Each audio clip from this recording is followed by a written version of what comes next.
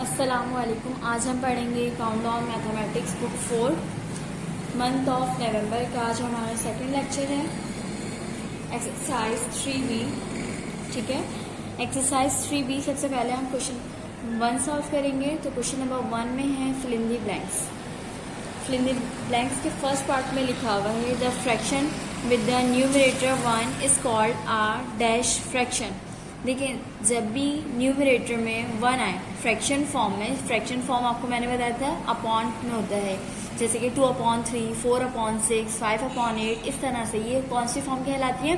Fraction form कहलाती है। इसमें मैंने आपको ये भी बताया था कि न्यूमरेटर ऊपर वाली वैल्यू होती है, डिनोमिनेटर नीचे वाली वैल्यू होती है। ठीक है, तो यहाँ पे कह रहे हैं कि फ्रैक्शन फॉर्म में न्यूमरेटर अगर 1 आए तो उसको हम डैश फ्रैक्शन बोलते हैं, इसको हम यूनिट फ्रैक्शन बोलते हैं। ठीक है, तो यहाँ पे आ जाएगा यूनिट। उसके बाद बी पार्ट में लिखा हुआ है mix fraction have dash number and a dash fraction combined. यानी कि मिक्स फ्रैक्शन में एक डैश नंबर होता है और कौन सा फ्रैक्शन होता है, उन दोनों को मिलके क्या बनता है? मिक्स फ्रैक्शन बनता है। तो यहाँ पर होल नंबर होता है। ठीक है, मिक्स फ्रैक्शन में होल नंबर होता है एक, और इसके अलावा प्रॉपर फ्रैक्शन होता है। प्रॉपर फ्रैक्शन मैंने आपको प्रीवियस वीडियो में बताया था कौन सा होता है, जिसमें न्यूमरेटर की वैल्यू छोटी है और डिनोमिनेटर की वैल्यू बड़ी है, वो कहलाता है प्रॉपर फ्रैक्शन। ठीक है, तो उसके अंदर प्रॉपर फ्रैक्शन हो और साथ में होल नंबर भी हो तो वो हमारा क्या कहलाता है? Mix fraction. जैसे कि ये इसमें होल नंबर ये कहलाएगा 7/9, ये कहलाता है हमारा मिक्स फ्रैक्शन। ठीक है, तो इसीलिए देखिए यहाँ पे हमने लिख दिया mix fraction is a dash fraction, तो हमने यहाँ लिख दिया मिक्स फ्रैक्शन। ठीक है, इससे आपका ये भी क्लियर हो गया और ये भी। उसके बाद सी पार्ट पे आ जाए। In improper fraction the numerator is dash the denominator. ये कह रहे हैं कि इम्प्रॉपर फ्रैक्शन में न्यूमरेटर जो है वो डैश होता है डिनोमिनेटर से, न्यूमरेटर जो है वो ग्रेटर होता है डिनोमिनेटर से। यानी कि न्यूमरेटर की वैल्यू बड़ी आती है और डिनोमिनेटर की वैल्यू छोटी आती है, तो हम उसको क्या बोलते हैं? Improper fraction. ठीक है, तो यहाँ पे आ जाएगा ग्रेटर। उसके बाद डी पार्ट पे देखिए in a fraction if numerator is smaller than denominator then it is a dash fraction. जिस फ्रैक्शन में न्यूमरेटर की वैल्यू छोटी आए और डिनोमिनेटर की वैल्यू बड़ी आए, वो कौन सा फ्रैक्शन कहलाता है? प्रॉपर फ्रैक्शन कहलाता है। ठीक है, तो यहाँ पे आ जाएगा प्रॉपर फ्रैक्शन। उसके बाद question number 2 state whether the followings are true and false. अब यहाँ पर आपने बताना है कि ये स्टेटमेंट ट्रू है या फॉल्स है। Improper fractions can be convert into mix fraction. ये कह रहे हैं कि इम्प्रॉपर फ्रैक्शन को हम कन्वर्ट कर सकते हैं मिक्स फ्रैक्शन में। इसकी एक एग्जाम्पल मैं आपको इस ट्रू फॉल्स से दूंगी। ये क्या है? ये इम्प्रॉपर फ्रैक्शन है 85/7। इसको हम क्या कहेंगे? इम्प्रॉपर फ्रैक्शन कहेंगे। ठीक है, ये इम्प्रॉपर फ्रैक्शन है इसलिए क्योंकि यहाँ पे न्यूमरेटर की वैल्यू आ रही है बड़ी, डिनोमिनेटर की वैल्यू आ रही है छोटी, तो ये कौन सा फ्रैक्शन कहलाएगा? Improper fraction. इम्प्रॉपर फ्रैक्शन को कैसे कन्वर्ट कर सकते हैं हम मिक्स फ्रैक्शन में? यहाँ पर ये देखें इस तरीके से कि आपने 7 बाहर और 85 अंदर लिखा। ठीक है, 7 1 जा 7। अब 8 में से 1 माइनस कराएंगे, 7 माइनस करवाएंगे तो आपके पास क्या आ जाएगा? 1। 5 आपने एज इट इज उतार लिया। 7 2 जा 14 आ गया। अब 15 में से 14 माइनस कराएंगे तो आपके पास क्या बचेगा? 1। अब हम इसको इस तरह से लिख सकते हैं कि 7 जो है वो हमारा आ जाता है नीचे, ये देखें 1 हमारा आ जाएगा ऊपर, ये देखें ऊपर, और 12 हमारा आ जाएगा साइड पे, यानी कि 12 होल 1/7। तो ये हमारा आंसर आ जाएगा। यही आया है, डिवाइड करने से यही आया और यहाँ पे भी यही लिखा हुआ है। तो ये देखें इम्प्रॉपर फ्रैक्शन किस तरह से कन्वर्ट हुआ होल नंबर में, हो गया ना। तो इसलिए हम ये इस स्टेटमेंट को ट्रू कह सकते हैं कि इम्प्रॉपर फ्रैक्शन को हम कन्वर्ट कर सकते हैं मिक्स फ्रैक्शन में, तो यहाँ पे ट्रू आ जाएगा। और साथ साथ हमने ये भी सॉल्व कर लिया 85/7 can be written as 12 whole 1/7, कि हम 85/7 को इस तरह से लिख सकते हैं, बिल्कुल लिख सकते हैं। इस तरह से हम होल नंबर में लिख सकते हैं, मिक्स फ्रैक्शन में लिख सकते हैं। ठीक है, तो यहाँ पे भी ट्रू आ जाएगा। अगर यहाँ पे कुछ ऐसी वैल्यू आ जाती है, यहाँ पे 2 आ जाता है, 5 आ जाता है, 6 आ जाता है, जबकि यहाँ पे 1 बचा हुआ है। ठीक है, रिमाइंडर हमारा 1 बचा हुआ है, यहाँ पे हमारे पास क्या लिखा हुआ है? 1। अगर यहाँ पे 5 आ जाता और यहाँ पे है 1 तो ये फॉल्स हो जाता। ठीक है, ये हमारा आंसर कुछ आया और इन्होंने कुछ और लिखा है, लेकिन यहाँ पर वही आया जो हमने सॉल्व किया। ठीक है, यही आंसर आया, इसलिए हम यहाँ पर ट्रू लिख देंगे। इससे ये भी क्लियर हो गई और ये भी क्लियर हो गई कि ये इम्प्रॉपर फ्रैक्शन है, और सेकंड ये इन्होंने मिक्स फ्रैक्शन में कन्वर्ट करके दिखा दिया। ठीक है, उसके बाद 1/6, 2/9 आर इम्प्रॉपर फ्रैक्शन। ये कह रहे हैं कि 1/6 और 2/9 के इम्प्रॉपर फ्रैक्शन है। इम्प्रॉपर फ्रैक्शन का आपको पता है डिनोमिनेटर की वैल्यू हमेशा बड़ी होती है और न्यूमरेटर की वैल्यू छोटी होती है, तो यहाँ पे फॉल्स आ जाएगा। उसके बाद डी पार्ट पे देखें, अब इसके 4 पार्ट पे देखें। यहाँ पर 1 2 3 4 5 6 7 8 बॉक्सेस हैं और 8 बॉक्सेस पूरे फिल हैं। यहाँ पे भी 8 बॉक्सेस हैं और ये पूरे फिल हैं। ठीक है, यानी कि ये कंप्लीट है और ये भी कंप्लीट है, तो ये होल कंप्लीट है, ये भी पूरा होल कंप्लीट है। अब यहाँ पर 2 1 और एक ये 2, तो यहाँ पर आ जाएगा 2, क्योंकि ये दोनों पूरे पूरे फिल हैं, तो यहाँ पे आ जाएगा 2।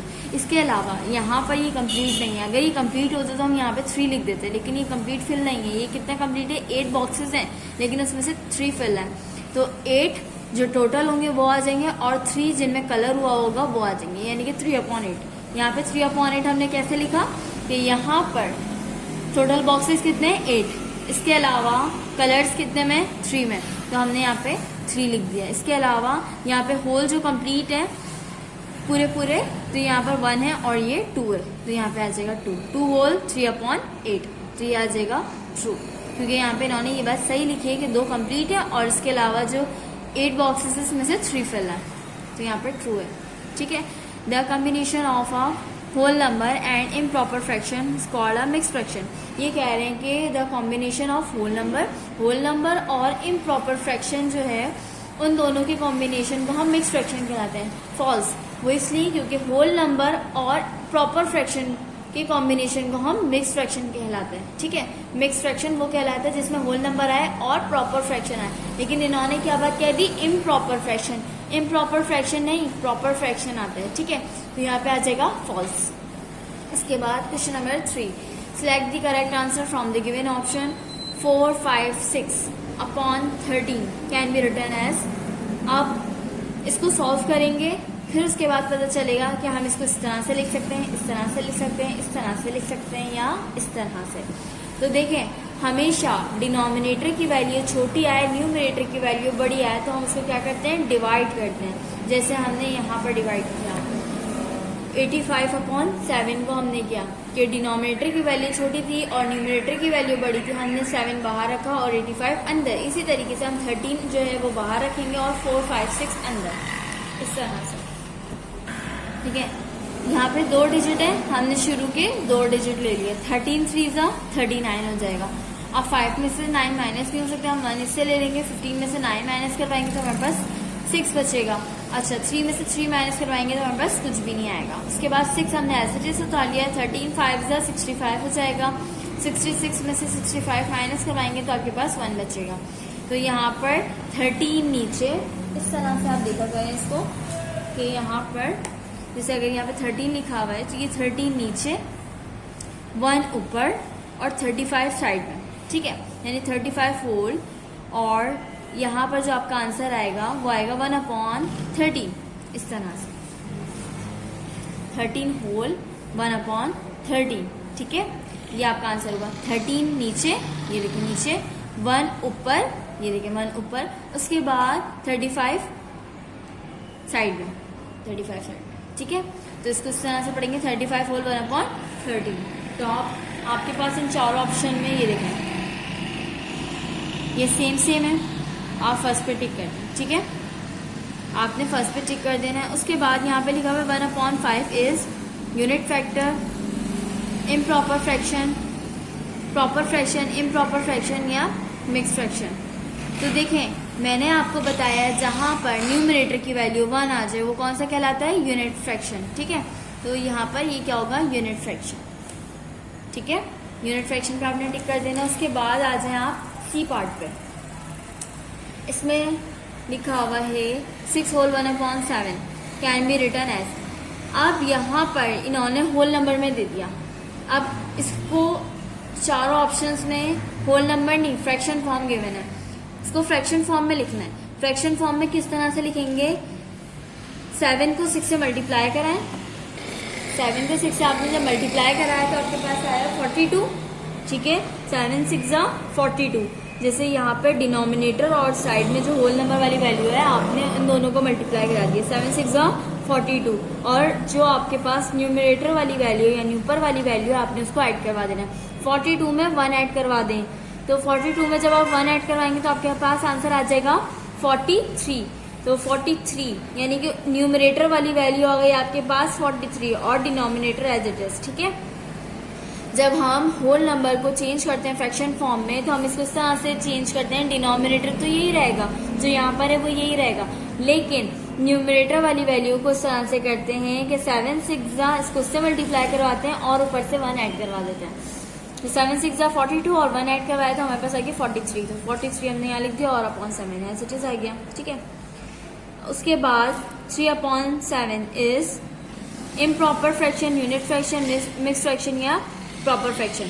तो यहाँ पे देखिए इम्प्रॉपर नहीं है क्योंकि डिनोमिनेटर की वैल्यू जो है वो है बड़ी, और इसके अलावा यूनिट फ्रैक्शन है क्योंकि यहाँ पे 1 नहीं आ रहा, मिक्स फ्रैक्शन है क्योंकि इसमें होल नंबर नहीं आ रहा, प्रॉपर फ्रैक्शन है क्योंकि इसमें डिनोमिनेटर वाली वैल्यू बड़ी है और न्यूमरेटर की वैल्यू छोटी है। अच्छा, उसके बाद ई पार्ट में देखें the proper fraction the denominator. Proper fraction में डिनोमिनेटर हमेशा ग्रेटर होता है किससे? न्यूमरेटर से। डिनोमिनेटर हमेशा ग्रेटर होता है किससे? न्यूमरेटर से, ठीक है। इससे आप समझ लें डिनोमिनेटर, प्रॉपर फ्रैक्शन में डिनोमिनेटर हमेशा ग्रेटर होता है न्यूमरेटर से, यानी ग्रेटर वैल्यू ये होगी और स्मॉलर वैल्यू ये होगी। तो डिनोमिनेटर हमेशा ग्रेटर होता है न्यूमरेटर की वैल्यू से। यहाँ पे ये वाली लाइन आ चाहिए, ग्रेटर देन द न्यूमरेटर, ठीक है।